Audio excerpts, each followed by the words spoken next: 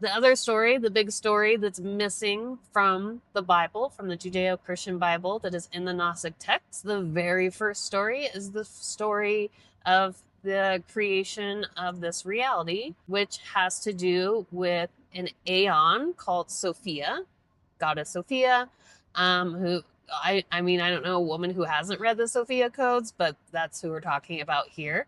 And she is the aeon of wisdom and of divine wisdom. Oops, I had this thought, this bad thought. And this bad thought became the Demiurge. And the Demiurge, I'm not going to say what his other names are because you can definitely evoke the other names. And that, again, is what I think they're doing and, what Epstein and his cronies are doing, which is they're trying to pull down or they're trying to call entities that have a more direct connection to the Demiurge. So this is all kind of happening at once.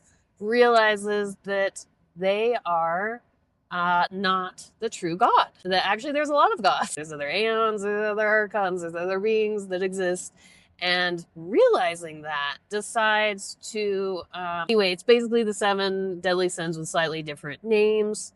And they are born out of the Demiurge. So then those negative thoughts basically get created, and then the angels, and then the demons, and then the humans, and basically this world is kind of, like a playground of the Demiurge to feed off of, but creates in his image, which tells you, or rather, I wouldn't say in his image, although there's something about like the human soul that seems to be pure and holy and more of the like Sophia Aeon, but the body, the like vessel, the lower dimensional being that is prone to all these like negative thoughts and desires, seems to be like of the Demiurge, right? And anyway, and it's interesting because you kind of look at created in his image. And by the way, who wasn't like terrified of the God of the Old Testament, right? He was like wrathful, he was vengeful. My namesake is Sarah,